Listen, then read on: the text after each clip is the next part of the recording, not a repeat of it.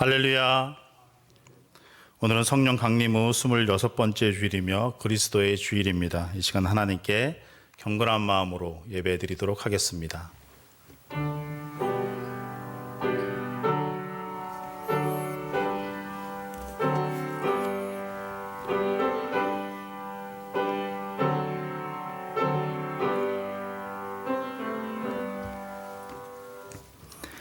왕이신 하나님이여, 내가 주를 높이고 영원히 주의 이름을 송축하리이다. 내가 날마다 주를 송축하며 영원히 주의 이름을 송축하리이다. 여호와는 위대하시니 크게 찬양할 것이라. 그의 위대하심을 측량하지 못하리로다. 아멘. 사랑하는 성도 여러분, 우리는 지금 거룩한 곳, 하나님의 영적인 임재가 머무는 장소에 들어와 있습니다. 마음과 영혼의 문을 열고 귀 기울여 하나님의 음성을 들으십시오. 1분 정도 깊은 묵상 기도를 올려드리도록 하겠습니다.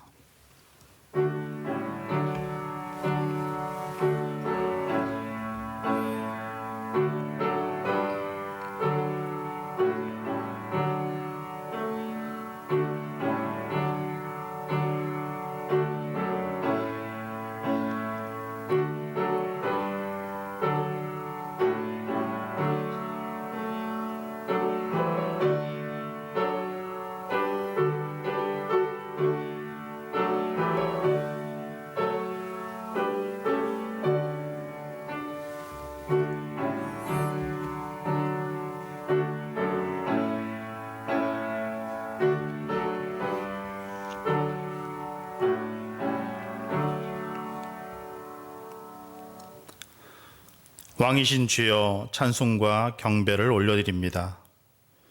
한 해를 마무리하는 왕이신 그리스도의 주일입니다. 부족한 저희들을 택하시고 매일 매 순간 인도하여 주신 은혜를 생각하며 감사의 예배를 드립니다. 올 한 해를 온전하게 인도하여 주심과 같이 우리의 인생이 다하는 날에도 주님께서는 친히 우리의 왕이 되시고 신앙생활에 승리한 저희들에게 의의 멸관을 주시며 영생으로 인도해 주실 줄로 믿습니다. 이 굳건한 믿음과 소망을 가지고 드리는 이 예배를 기쁘게 받아 주옵소서. 예수님의 이름으로 기원하옵나이다. 아멘. 우리 다 같이 일어나셔서 찬송가 9장 찬양하도록 하겠습니다.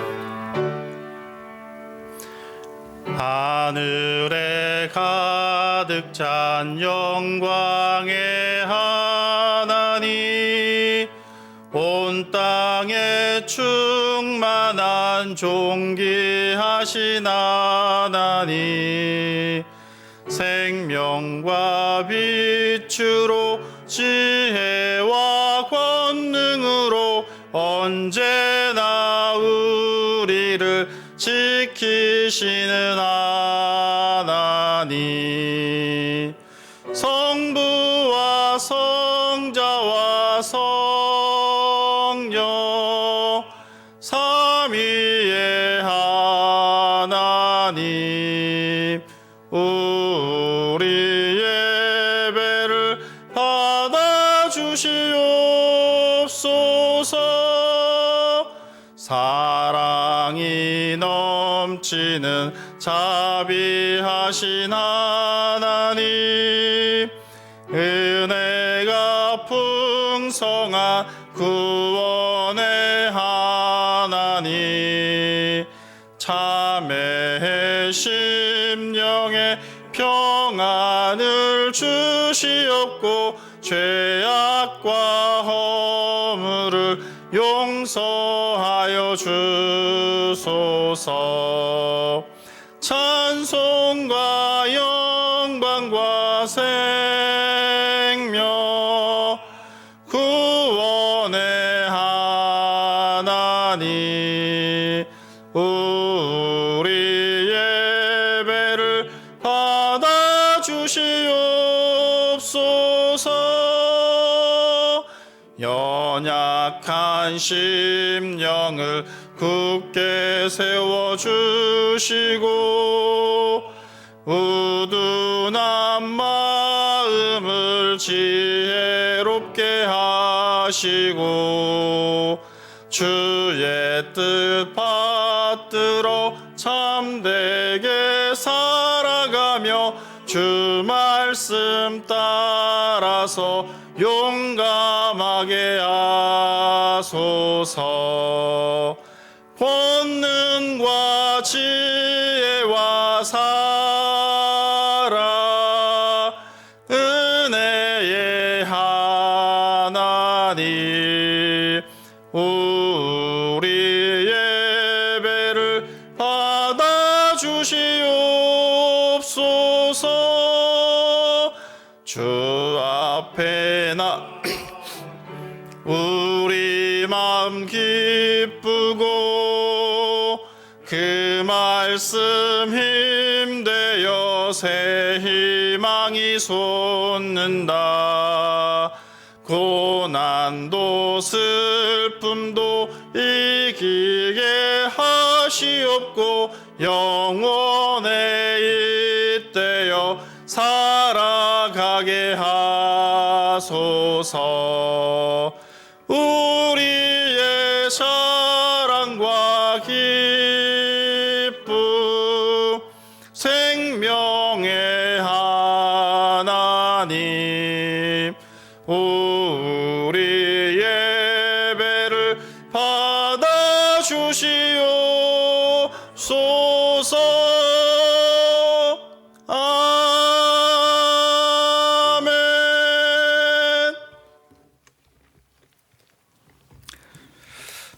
서신 채로 머리 숙여 감사와 참회의 기도를 드리겠습니다. 참 마음으로 회개하는 자를 용서해 주시는 아버지 하나님, 한 주간도 평안으로 사랑으로 은총으로 인도해 주셔서 감사드립니다. 연약하고 부족한 죄인들을 더욱더 큰 은혜와 사랑으로 붙들어 주시니 감사를 드립니다. 하나님의 은혜가 당연한 것이라고 여기며 살았던 저희들의 죄를 자복하오니 용서의 은혜를 주옵소서. 한 사람의 죄가 두 사람의 죄가 되고 작은 죄들이 모여 큰 죄가 되고 사람들의 죄가 모여 사회의 악이 되고 사회의 악이 모여 사회의 불의가 되고 이렇게 해서 죄악과 불의가 관영하는 세상이 되었습니다. 우리 한 사람의 죄가 엄청난 영향력을 가지고 있다는 것을 알게 하시며 우리가 뿌린 작은 죄가 사회의 불의가 되고 우리가 뿌린 작은 죄가 하나님 나라와 의를 무너뜨리고 있음을 깨닫게 하옵소서. 이 시간 진심으로 자복하는 마음으로 우리의 아주 작은 죄까지도 고백하오니 십자가의 보혈의 은총으로 용서하여 주시고 깨끗게 하여 주옵소서. 지금은 하나님과 나만이 아는 은밀한 죄를 생각하며 우리 구주 예수 그리스도의 이름으로 묵묵히 참회의 기도를 계속하여 드립니다. 아멘.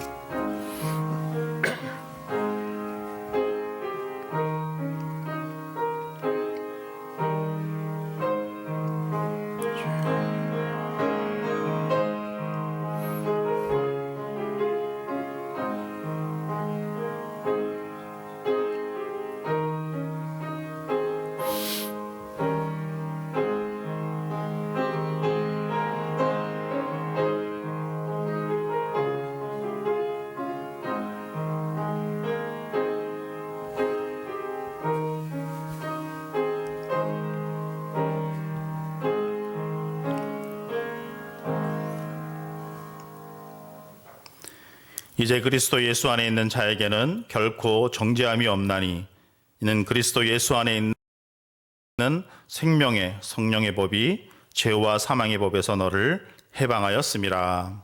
아멘. 자리에 앉으셔서 교독문 43번 시편 99편을 교독하도록 하겠습니다. 여호와께서 다스리시니 만민이 떨 것이요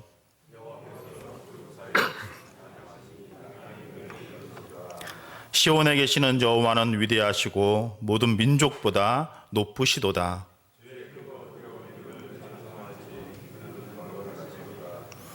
능력 있는 왕은 정의를 사랑하느니라.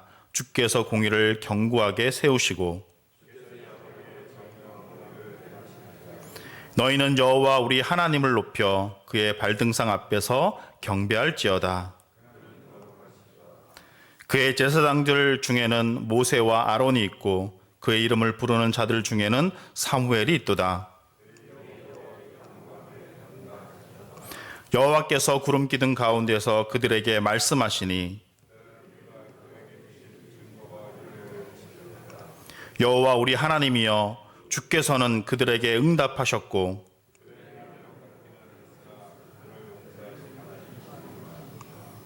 너희는 여호와 우리 하나님을 높이고 그 성산에서 예배할지어다. 아멘. 다 같이 사도신경으로 우리의 신앙을 고백합니다. 나는 전능하신 아버지 하나님 천지의 창조주를 믿습니다. 나는 그의 유일하신 아들 우리 주 예수 그리스도를 믿습니다. 그는 성령으로 잉태되어 동정녀 마리아에게서 나시고 본디오 빌라도에게 고난을 받아 십자가에 못 박혀 죽으시고 장사된 지 사흘 만에 죽은 자 가운데서 다시 살아나셨으며 하늘에 오르시어 전능하신 아버지 하나님 우편에 앉아 계시다가 거기로부터 살아있는 자와 죽은 자를 심판하러 오십니다. 나는 성령을 믿으며 거룩한 공교회와 성도의 교제와 죄를 용서받는 것과 몸의 부활과 영생을 믿습니다. 아멘. 찬송가 94장 찬양하도록 하겠습니다.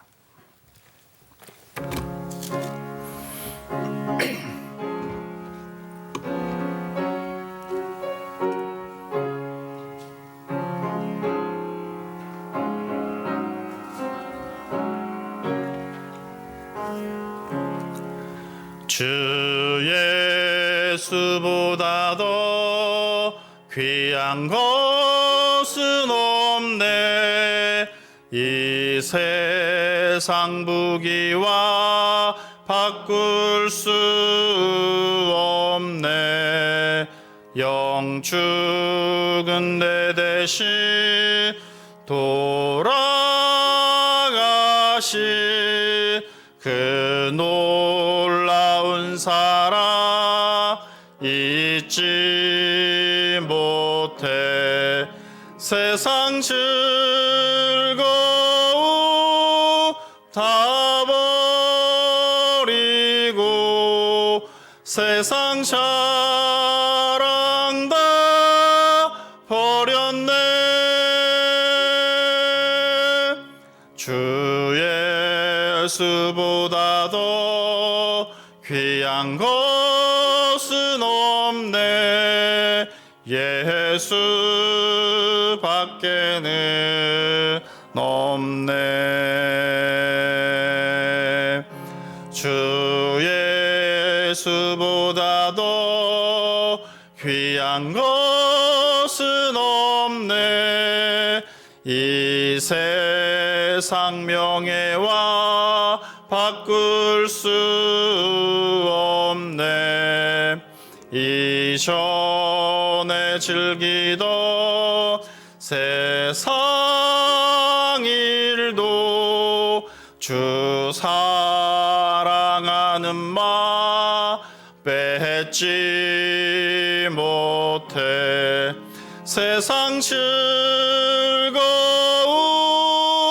다 버리고 세상 사랑 다 버렸네. 주 예수보다 더 귀한 것은 없네. 예수 밖에는 없네. 주 예수보다 더 귀한 것은 없네. 이 세상 행복과 바꿀 수 없네. 유혹과 핍박이 몰려와도 주 섬기는 내 마 변치 않아. 세상 즐거움 다 버리고 세상 자랑 다 버렸네. 주 예수보다 더 귀한 것은 없네. 예수 밖에는 없네.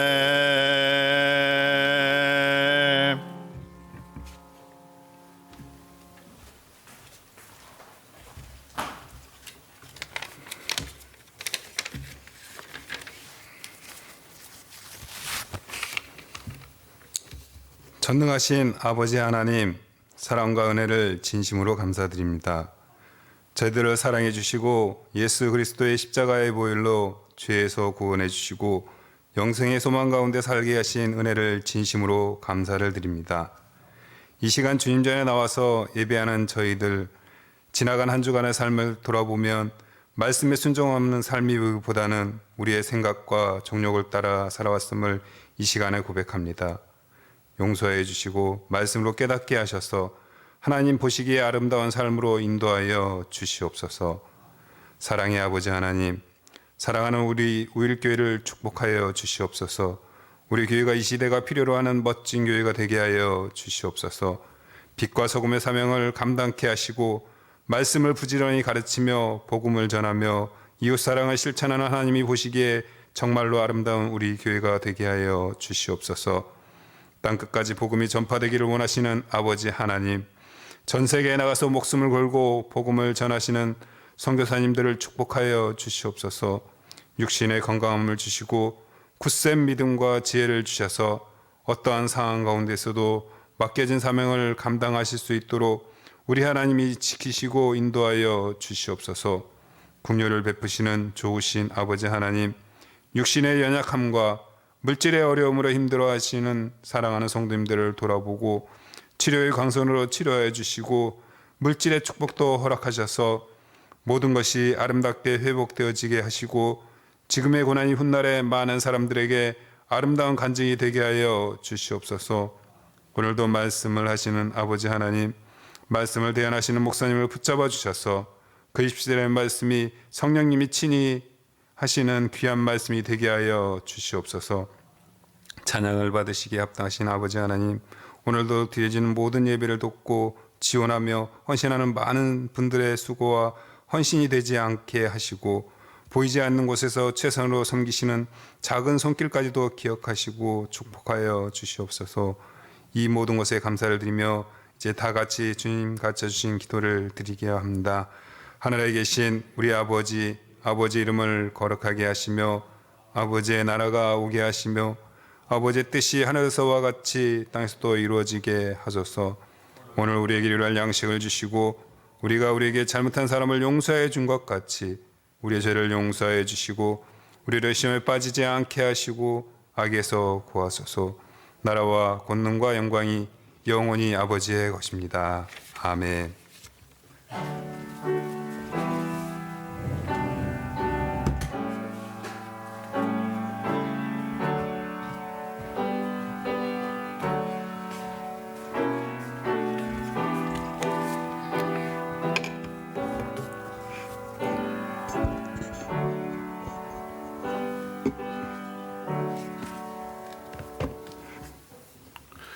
우리에게 주신 하나님의 말씀은 빌립보서 3장 7절부터 14절까지입니다. 빌립보서 3장 7절부터 14절까지 우리에게 주신 하나님의 말씀입니다. 그러나 무엇이든지 내게 유익하던 것을 내가 그리스도를 위하여 다 해로 여길 뿐더러 또한 모든 것을 해로 여김은 내 주 그리스도 예수를 아는 지식이 가장 고상하기 때문이라. 내가 그를 위하여 모든 것을 잃어버리고 배설물로 여김은 그리스도를 얻고 그 안에서 발견되려 함이니 내가 가진 의의는 율법에서 난 것이 아니요 오직 그리스도를 믿음으로 말미암은 것이니 곧 믿음으로 하나님께로부터 난 의라.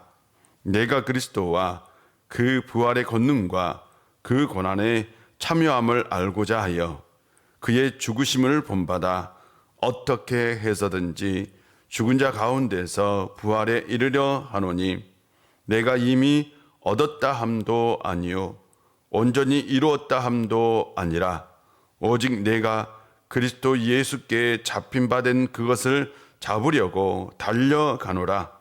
형제들아, 나는 아직 내가 잡은 줄로 여기지 아니하고 오직 한 일, 즉 뒤에 있는 것은 잊어버리고 앞에 있는 것을 잡으려고 표대를 향하여 그리스도 예수 안에서 하나님이 위에서 부르신 부름의 상을 위하여 달려가노라. 아멘.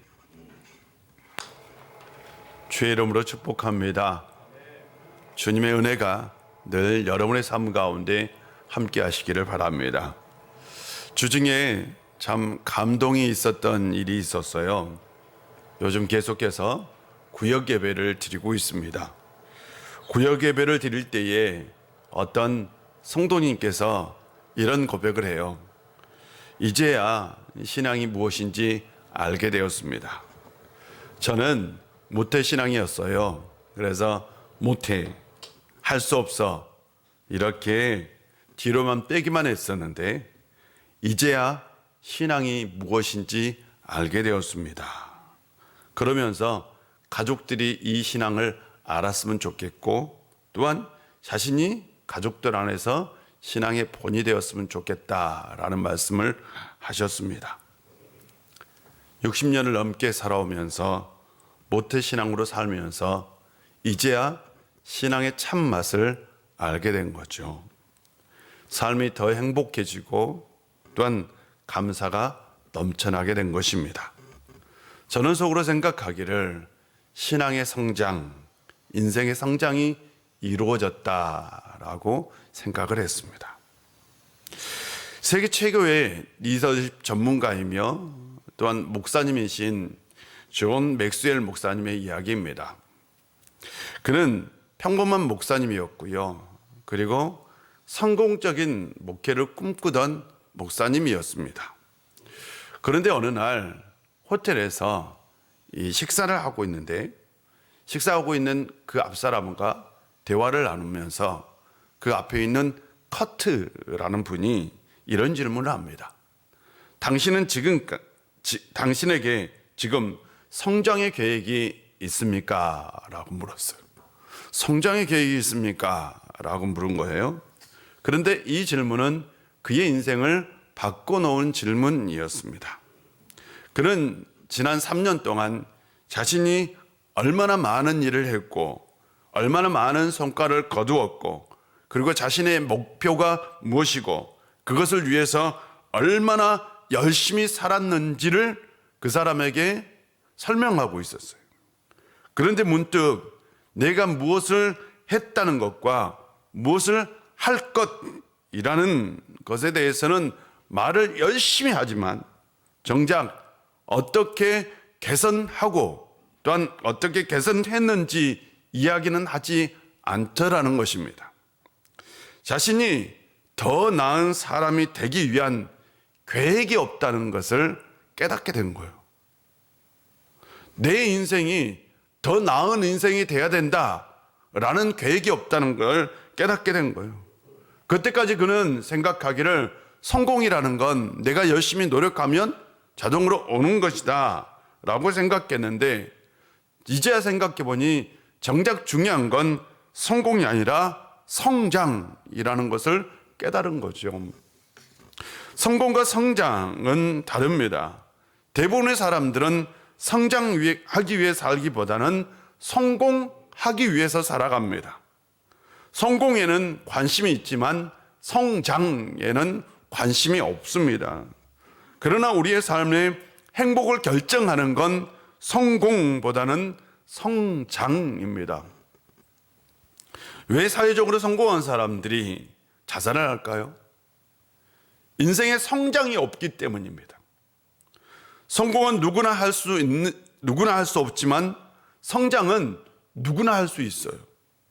성공은 환경의 지배를 받지만 성장은 환경의 지배를 받지 않습니다. 성공에는 조건이 있지만 성장에는 조건도 없습니다. 성장이란 인생의 답을 찾아가는 과정입니다. 예를 들면 이런 것입니다. 노동이라는 게 있어요. 노동은 뭐예요? 우리가 일하는 거. 이게 노동입니다. 육체적으로, 정신적으로 에너지를 사용하는 것이죠. 그런데 노동의 다른 측면이 있습니다. 노동의 다른 측면은 모든 인식의 출발점이라는 거예요. 어떤 인간이 인식을 하는데 그 인간의 인식의 출발점이 어디 있냐? 노동이에요. 인간은 노동을 통해서 세계를 인식하고 이해합니다.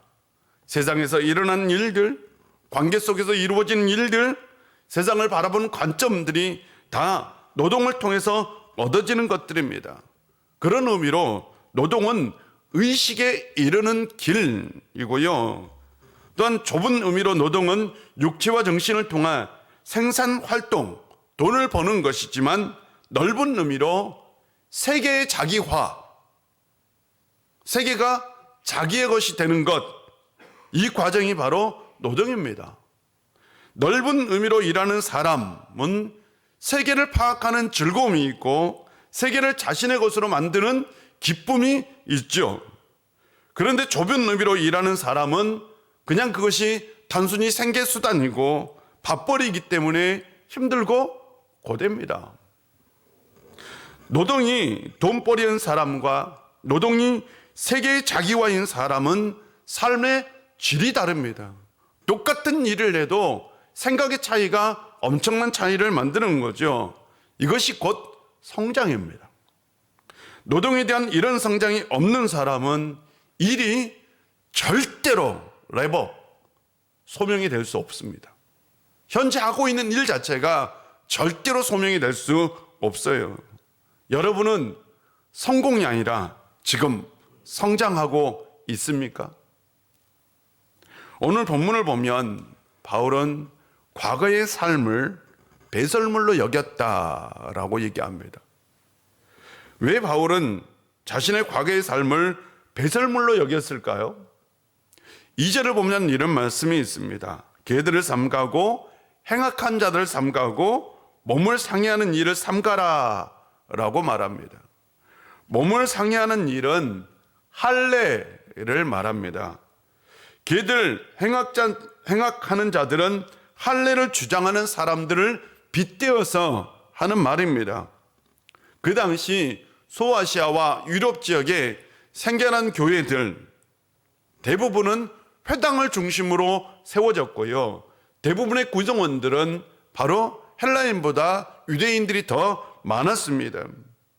이 유대인들은 여전히 율법을 지키는 사람들, 율법을 고수하는 사람들이었어요. 그래서 그들을 유대주의자라고 얘기합니다.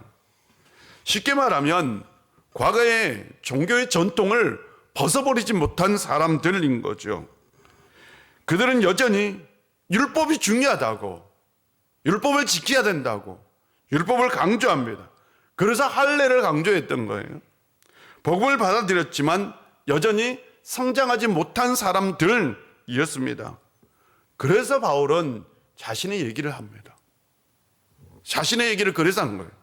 나는 8일 만에 할례를 받고 이스라엘의 족속이요 베냐민 지파요 히브리인 중에 히브리인요 율법으로는 바리새인요 여심으로는 교회를 받게 하고 율법의 의로는 흠이 없는 자 완벽한 사람. 나는 바리새인 중에 바리새인, 율법으로는 완벽한 사람, 교회를 핍박했던 사람, 이 모습이 과거의 자기의 모습이었던 거예요. 한마디로 표현하면요, 완벽한 사람이에요. 그는 율법으로는 흠이 없는 완벽한 사람이었어요. 그런데 이것을 그는 해로 여겼다. 그래서 배설물로 여겼다라고 얘기합니다. 왜 그럴까요? 바울은 왜 과거의 자신의 삶을 배설물로 여겼을까요? 그것이 곧 성장의 벽이 되었기 때문입니다. 존 맥스웰 목사님은 이렇게 말합니다. 내가 지금 있는 곳과 도달하고 싶은 곳, 아니 내가 있어야만 하는 곳을 가로막는 장벽이 보였다. 그것은 바로 성장의 장벽이었다라고 얘기합니다.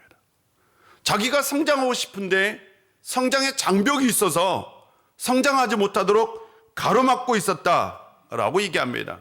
그러면서 맥스웰 목사님은 8가지의 성장의 장벽에 대해서 얘기합니다.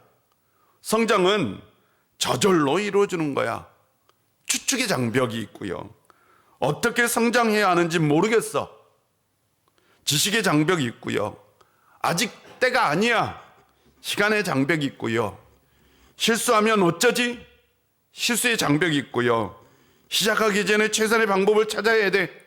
완벽의 장벽이 있고요. 그럴 기분이 아니야. 감정의 장벽이 있고요. 나보다 다른 사람이 더 낫잖아. 비교의 장벽이 있고요. 쉬운 줄 알았는데 기대의 장벽이 있어서 앞으로 나아가지 못하더라. 성장하지 못하더라 라는 겁니다. 이런 것들이 우리의 성장을 가로막는 장벽입니다. 저는 우리의 성장을 가로막는 가장 큰 장벽은 과거의 장벽이라고 생각합니다. 과거의 장벽, 우리 모두에게는 다 있지요. 바울은 과거의 자신의 그 모습이 현재의 장벽이 되어서 자신의 성장을 가로막고 있기 때문에 그것을 배설물로 여겼던 것입니다. 그는 과거를 지우고 싶어서, 과거의 삶이 창피해서 그것을 배설물로 여긴 것이 아니라 그 과거의 삶이 성장의 가로막이 되었기 때문에, 성장의 장벽이 되었기 때문에 배설물로 여긴 겁니다. 바울에게 성장이란 교환하는 겁니다. 과거를 버리고 현재를 얻는 것이 바로 그에게 성장입니다. 그에게 과거의 나는 현재의 나와 다릅니다.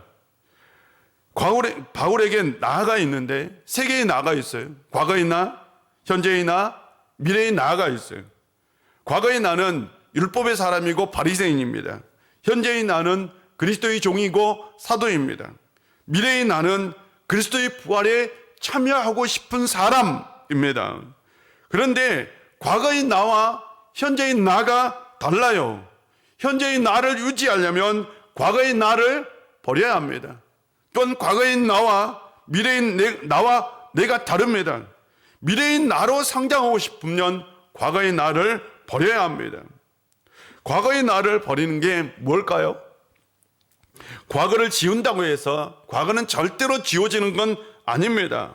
그래서 과거를 버린다는 건 과거의 내가 현재의 나에게, 미래의 나에게 영향력을 미치지 못하게 막는 거죠. 그런데 그게 어려워요. 어렵다고요. 왜냐하면 현재의 나는 과거의 나의 모습의 결정체이기 때문입니다. 과거의 모습에서 벗어나는 건 정말 어렵습니다. 그건 마치 인생을 도려내는 아픔과 고통입니다.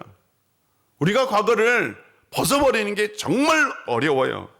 그래서 바울이 시도한 건 뭐냐? 나를 버리고 그를 입는 것이었어요. 그래서 바울은 이걸 이렇게 표현합니다. 내가 그리스도를 얻었다라고 표현합니다. 그리스도로 자신을 채우는 것을 말합니다. 그러면서 과거의 내가 현재의 나를 지배하지 못하도록, 영향력을 미치지 못하도록 만든 거죠. 그리스도가 현재의 삶 가운데 강력하게 영향력을 미친다면 과거엔 나가 현재의 나에게 영향력을 미치지 못하는 것이죠. 그러므로 바울에게 성장이란 나를 버리고 그리스도를 입는 건요. 그에게 삶이란 그리스도와 함께 죽고 그리스도와 함께 사는 건요. 이것이 바울에게 있어서 성장의 비밀입니다. 그리스도인에게, 우리에게 성장의 기본은 뭐냐? 나를 버리고 그리스도를 입는 것입니다. 곧 우리에게 있어서는 오직 예수, 오직 믿음으로 사는 것이죠. 그리스도를 입을 수 있는 성도님들이 되시기를 바랍니다. 성장이 해야 되는데요. 성장에서 중요한 건 목표보다는 방향입니다. 바울의 미래는 죽은 자 가운데서 부활에 이르는 것, 이것이 바로 성장의 방향이고 인생의 방향이었어요. 바울에게 인생의 방향은 그리스도의 부활에 참여하는 거예요. 내가 그리스도의 부활, 그때 내가 그 자리에 참여하는 것이 바울의 미래의 모습이었어요. 철학하는 50대는 미래가 두렵지 않다라는 책에서 저자는 이런 얘기를 합니다. 인간의 노동을 가치로 본다면 임금은 노동한 사람의 존재 가치인 셈이다. 따라서 임금 노동자의 존재 가치는 돈 버는데 얼마나 쓸모 있느냐로 판가름이 난다.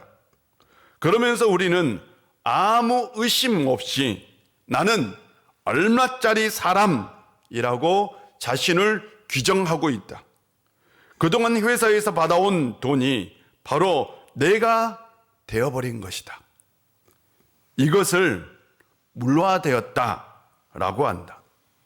물화는 나를 어떤 물건으로 설명하고 거기에서부터 생각을 시작하는 습관이다.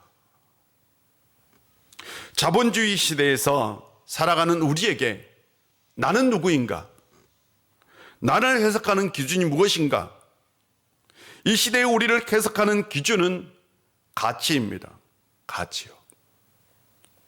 원래 가치는 상품에 붙여진 겁니다. 자본론이라는 책에서 모든 물건에는 사용의 가치, 교환의 가치가 있다고 합니다.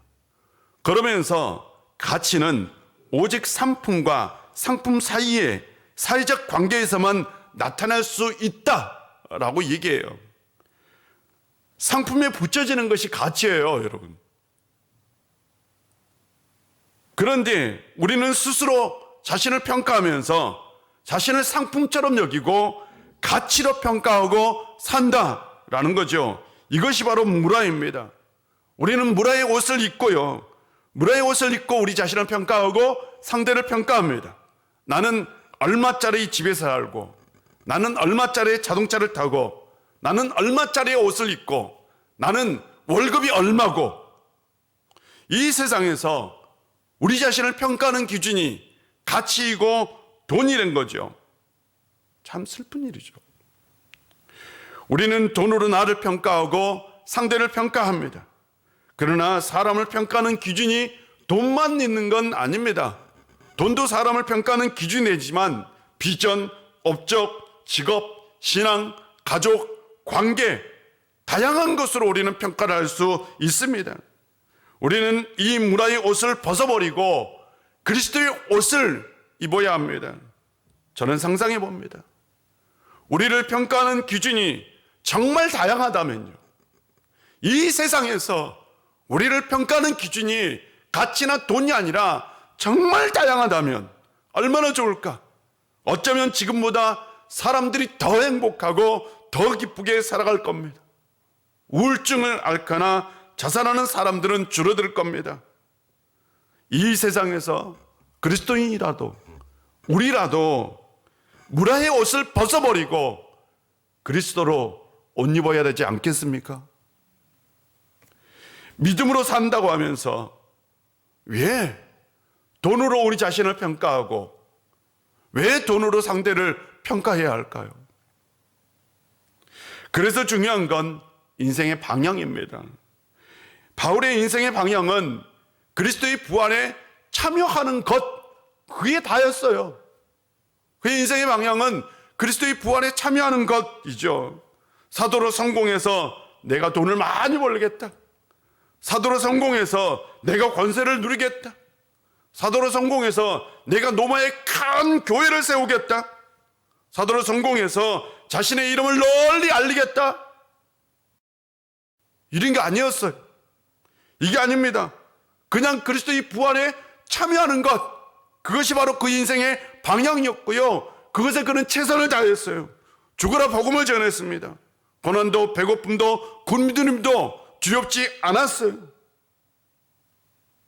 그의 삶의 방향은 분명했던 거죠. 저는 목사가 되었어요. 인생의 방향을 결정한 적이 있어요. 이런 인생의 방향을 결정했어요. 유명한 목사보다는 위대한 목사가 되자. 그래서 저희 목회 철학도요, 오직에서 오직 믿음, 그때부터 정한 거죠. 목사가 될 때부터. 만약 제가 성공하려는 목사가 되려고 했다면 목회가 엄청난 스트레스고 피곤하고 힘든 일이었을 겁니다. 오로지 성장주의 목회만 했을 겁니다. 아마 틀림없이 여러분도 그러면 불행할 겁니다. 왜? 올바른 신앙을 전할 수 없기 때문에요. 저는 지금도 바른 신앙을 전하려고 노력하고 있고요. 바른 교회를 세우려고 노력합니다. 삶에서는 성공보다 성장이 더 중요합니다. 목표보다는 방향이 더 중요합니다. 인생의 방향을 잘 세울 수 있는 성도님들이 되시기를 바랍니다. 그래야 행복합니다, 여러분. 성공에 집착하기보다는 성장에 관점을 두고요. 목표를 세우기보다는 방향을 설정하시기를 바랍니다. 그래야 행복하다니까요. 성장에는 끝이 없고 지속만이 있습니다. 우주를 만지다라는 책에서 저자는 이런 얘기를 합니다. 나는 한순간 존재하다가 사라지고 다음 순간 생겨나는 것이다. 오늘의 나는 어제의 내가 아니다. 어제의 나는 이미 죽었고 오늘 새로운 내가 태어난 것이다. 새로운 태어난 나에게 어제의 나에 대한 기억이 있으므로 마침 어제의 내가 오늘까지 존재하는 것으로 착각할 뿐이다. 참 재미있는 얘기예요. 어제의 내가 이미 죽었고 오늘의 내가 새롭게 태어난 것이다 라는 이 얘기를 들으면서 저는 이 글을 읽으면서 이게 생각났어요. 바울이 나는 날마다 죽노라 라는 말이 생각났어요. 나는 날마다 죽노라. 다른 말로 표현하면 나는 날마다 새롭게 태어난다. 맞잖아요. 나는 어제의 나를 죽이고 오늘 나로 새롭게 태어나서 살고 있다 라는 거죠. 우리는 물리학적으로 과거의 내가 될 수 없어요. 여러분, 물리학적으로는 이게 안 돼요. 과거의 나로 돌아갈 수도 없어요. 타임머신 거짓말이에요. 물리학으로는 절대 안 돼요. 우리가 생물학적으로 우리는 어제의 세포가 죽고 오늘의 세포로 살고 있는 겁니다. 과거의 나와 오늘의 나는 물리학적으로 생물학적으로 달라요. 그런데 우리는 항상 과거의 나와 똑같은 삶을 똑같은 나와 그렇게 살아갑니다. 그것이 습관이 되었고요. 과거의 나로 사는 것이 편해요. 그렇다면 현재의 나는 완전한 존재냐라는 거죠. 여러분 완벽합니까? 더 이상 상상할 필요가 없습니까? 바울은 고백합니다. 내가 이미 얻었다함도 아니요 온전히 이뤘다함도 아니라 오직 내가 그리스도 예수께 잡힌 바 된 그것을 잡으려고 달려가노라. 바울은 나는 더 이상 성장할 것이 없어. 이것으로 충분해 라고 생각한 적이 없어요. 성장하지 못하는 이유는 많은 사람들이 의외로 내가 어때서 내가 뭐가 부족한데 라는 생각을 가지는 거예요. 교만의 감정에 빠져있기 때문입니다. 나는 잘못이 없고 항상 상대가 잘못이 있다라고 생각합니다. 나는 완벽한데 상대가 완벽하지 않다라고 생각합니다. 이 교만의 감정은 자기의 의의 함정이기도 합니다. 자기의 의의 함정에 빠지면 절대로 성장할 수 없습니다. 바울은 자신이 가진 의의는 율법의 의의가 아니라 하나님의 의의라고 얘기합니다. 율법의 의의는 바로 자기 자신의 의의입니다. 율법의 의의 함정에 빠지면 스스로 완벽한 자, 완전한 자가 되어버립니다. 그래서 바울이 말하죠. 나는 율법으로 완전한 자였다. 그런 함정에 빠져 살아요. 그 순간 사고의 확장이나 가치관의 확장은 없습니다. 동시에 더 이상 성장은 없어요. 성장이 멈춰버립니다. 어쩌면 우리가 이렇게 살고 있는지 몰라요. 우리가 나이가 들어가면서 가장 경계해야 하는 것, 자기의의 함정에 빠지는 거죠. 사람이 젊었을 때는 미래지향적인 인간이 되지만 나이가 들면서는 과거지향적인 인간이 돼요. 신기해요. 우리가 나이 들면 꼭 옛날 얘기를 해요. 그렇지 않나요? 우리가 대화를 나누면서 미래 얘기를 한다면 우리가 아직 젊은 것이고, 과거 얘기를 한다면 우리가 나이가 들었다는 거예요. 과거 이야기의 대부분은 내가 이런 일을 했었는데, 내가 이렇게 살았는데, 자신의 업적, 자신의 성취, 곧 자기 의의를 얘기하는 거죠. 바울이 율법의 의의가 아닌 하나님의 의의를 붙들고 살았기에 죽음 직전에도 내가 이미 다 이루었다 라고 얘기한 게 아닙니다. 그는 죽을 때까지 나는 이루지 못했다, 나는 온전히 이루지 못했다, 나는 계속해서 그것을 잡으려고 달려가고 있다 라고 말하고 있는 사람입니다. 우리가 나이가 들었다고 성장이 끝난 것일까요? 성장을 멈춰야 할까요? 더 이상 성장할 것이 없는 것일까요? 분노하라라는 책이 있어요. 제2차 대전 때 레지스탕스 대원으로 독일 나치에 맞섰던 스테판 에셀이라는 프랑스 사람이에요. 스테판 에셀이라는 사람이 93세에 쓴 책입니다. 그 책 제목이 분노하라예요.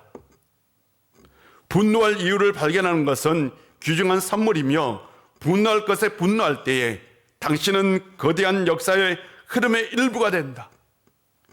그 흐름이 우리를 더 많은 정의와 자유로 인도한다. 그 자유는 여우가 닭장 속에서나 마음껏 누리는 자유가 아니다. 이분은 분노할 이후에 그것에 분노하라 라고 얘기합니다. 그러면서 또 이렇게 얘기해요. 이 세상에는 참을 수 없는 것들이 있다. 그것을 보기 위해선 잘 바라보고 찾아야 한다. 난 젊은이들에게 말한다. 찾아보시오. 분명히 찾을 것이오. 가장 나쁜 태도는 무관심이다. 무슨 방법이 없잖아. 나 혼자 알아서 처리하면 되지 뭐. 당신들은 이런 식으로 행동하면서 인간을 구성하는 가장 중요한 요소의 하나를 잃고 있는데, 그것은 붕괴하는 능력과 그 결과로 이어지는 안가주망. 안가주망은 참여를 말합니다. 참여이다. 요즘 이슈가 되는 것 중에 하나가 우리 어르신들의 화죠. 우리 시대의 어르신들이 많이 화가 나셨어요. 어른으로 대우를 받지 못한다고, 살아온 삶에 대한 보상이 부족하다고, 젊은 사람들이 자신들의 말을 들어주지 않는다고. 저는 충분히 이해합니다. 우리 시대의 어르신들은 하루에 15시간, 16시간, 17시간 일하면서 이런 한국 경제 성장을 이루었어요. 죽으라고 일만 하면서 오로지 가족들을 위해서 살다가 젊은 시절을 다 보내버렸어요. 어떤 식으로든지 보상을 받아야 하는 것이요. 충분히 이해합니다. 그러나 우리가 어떤 것에 분노해야 할지는 다시 한번 생각해 봐야 합니다. 정작 분노할 것에 분노하지 않고 분노하지 않아야 할 것에 분노하고 있는 것은 아닐까요? 젊은이들이 어떤 불의를 추구한다면, 젊은이들이 공정하지 않고 오로지 자기의 성공만 추구한다면, 돈만 바라보고 뛰고 있다면 오히려 그것에 분노해야죠. 행복은 그런 것이 아니라고. 인생은 그렇게 사는 것이 아니라고. 내가 삶을 살아보니 성공보다는 성장이 더 중요하더라고 얘기하죠. 동시에 내가 성장하지 못했음을, 내가 성장보다는 성공에 목매어 살았음을, 그래서 후대에 잘못된 가치관을 심어줬음을 분노해야죠. 이런 내면의 분노가 없다면 우리는 지금도 성장하지 못하고 있는 겁니다. 성장에는 끝이 없어요. 나이가 들었다고 다 성장하는 것도 아니고 다 완성된 것도 아닙니다. 사랑하는 성도 여러분, 성장할 수 있는 성도님들이 되시길 바랍니다. 성공에는 세 가지가 있습니다. 첫 번째로는 성장의 장벽을 무너뜨리는 것이고요. 두 번째로는 목표보다는 방향을 설정하는 것이고요. 셋째로는 성장에는 끝이 없고 지속만은 있는 겁니다. 성장하지 않으면 성공해도 행복할 수 없습니다. 신앙의 목적은 성공이 아니라 성장입니다. 하나님은 우리가 성공하기를 원하시는 것이 아니라 성장하기를 원하십니다. 예수님의 십자가는 성공을 지향하는 것이 아니라 성장을 지향합니다.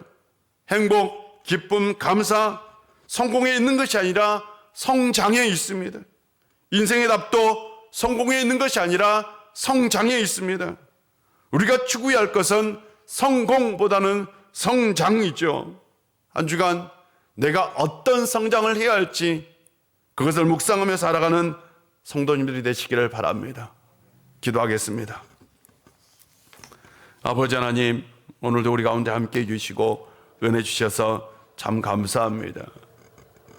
우리의 삶, 우리의 인생, 우리는 더 이상 성장할 것이 없다, 완벽하다라는 교만에 빠져 살아갈 수 있습니다. 그러나 우리가 다시 한번 우리를 막는 성장, 그것을 무너뜨리고 그리스도로 옷 입고 오로지 지속적인 성장을 이룰 수 있는 저희들 되게 하여 주옵소서. 한 주간 우리의 삶 가운데 친히 함께 해주시고 도와주옵소서. 예수님의 이름으로 기도합니다. 아멘. 우리 다 같이 일어나서 찬송가 436장입니다.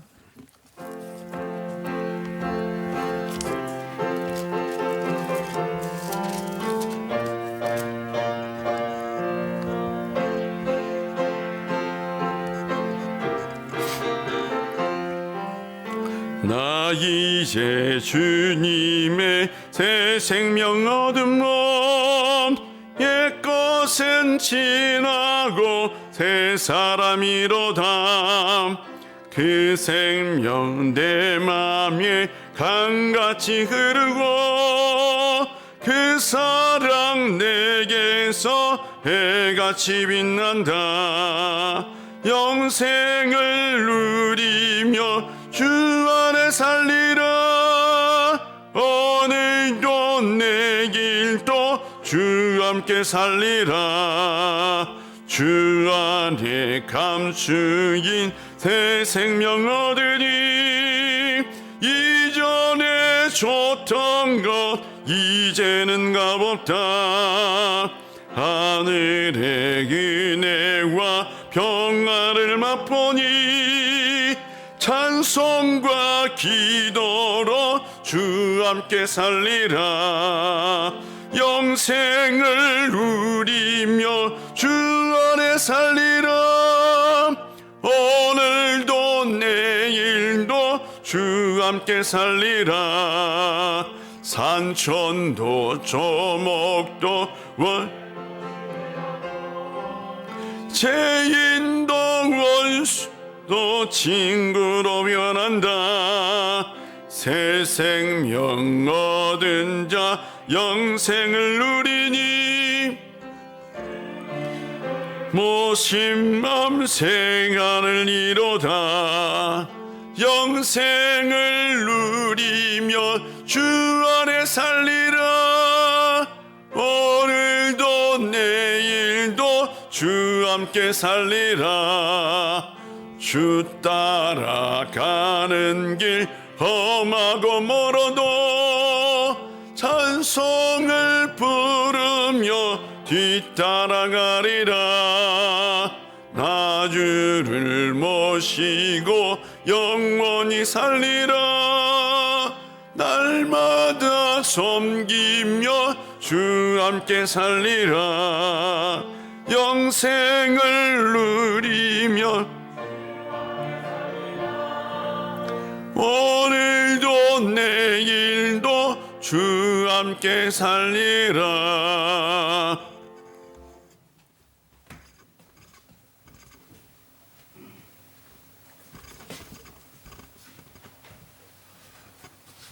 기도하겠습니다. 하나님 아버지, 참 감사합니다. 우리를 이 거룩한 주일 아침에 주의 전으로 인도하여 찬양하고 기도하고 말씀을 듣고 이렇게 헌금을 드릴 수 있도록 은혜 주셔서 감사합니다. 이 시간 예물을 드릴 때에 우리의 마음, 우리의 정성, 우리의 모든 것을 다 담아드렸사오니 받아주시고 흠양하여 주옵소서. 드리는 손길마다 하늘의 신령한 복으로 땅의 기름진 복으로 채워 30배, 60배, 100배의 결실이 있는 인생 되게 하여 주옵소서. 아버지 하나님, 이 드려진 예물 참으로 귀하게 쓰여지고 하나님의 복음을 위해서 또한 천국의 영원한 생명을 위해 쓰여질 수 있는 예물 되게 하여 주시고 이 땅의 죽은 영혼들을 살릴 수 있는 예물 되게 하여 주옵소서. 우리가 한 주간 이 세상 속에서 더 힘들고 고단한 삶을 살 것입니다. 그러나 우리의 생각이, 우리의 가치관이, 우리의 마음이 바뀐다면 그것도 행복하고 기쁠 것입니다. 아버지 하나님, 신앙의 성장을 이루어서 이 세상 속에서 행복하고 감사하고 기쁘게 살아갈 수 있는 저희를 되게 하여 주옵소서. 이 은혜가 이 예배에 참석하지 못한 이들에게도 함께하여 주옵소서. 예수님의 이름으로 봉기도 드립니다. 아멘.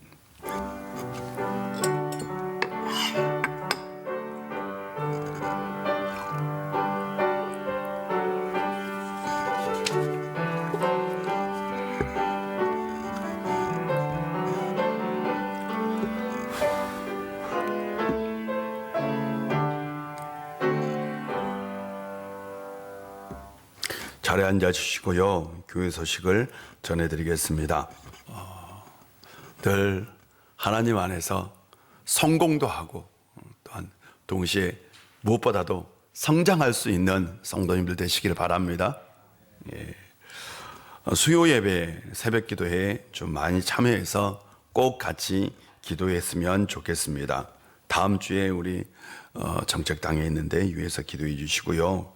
그리고 어제 교회 김장을 했는데 수고해 주신 분들에게 참 감사드립니다. 계속해서 구역 예배 우리 진행되고 있는데 구역장님들은 날짜, 시간 결정해서 우리 부목사님에게 꼭 알려주시면 좋겠습니다. 수험생들 수능이 끝났는데요. 아직 끝난 게 아니에요.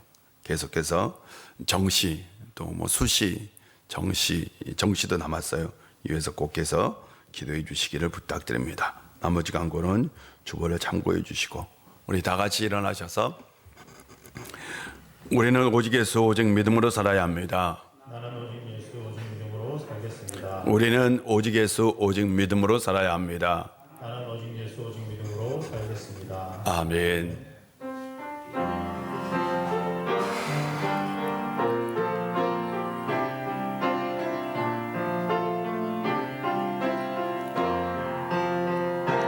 진정한 예배가 숨쉬는 교회, 주님이 주인 되시는 교회, 주님의 기도가 쌓이는 교회, 최고의 찬양을 드리는 교회, 말씀이 살아 움직이는 교회, 성도의 사랑이 넘치는 교회, 섬김과 헌신이 십금이 되어 열매 맺는 아름다운 교회, 주님의 마음 닮아서 이웃을 사랑하는 교회, 주님의 영광을 위해서 빛 대신 주님 전하는 교회, 사랑의 불꽃이 활짝 피어나 날마다 사랑에 빠지는 교회, 주께서 사랑하는 우일 교회가 이런 교회 되게 하소서. 십자가의 은혜로 우리에게 영원한 생명을 주신 우리 구주 예수 그리스도의 놀라우신 은혜와 우리 아버지 하나님의 크신 사랑과 성령님의 감화감동하시고 충만하심의 역사가 성장을 지향하며 행복하고 기쁨의 삶을 살기를 원하는 우리 우일의 모든 권속들과 삶의 터전과 그 가정과 그리고 이 나라와 이 민족 위에 이제부터 영원히 함께 하시기를 간절히 축원하옵나이다. 아멘.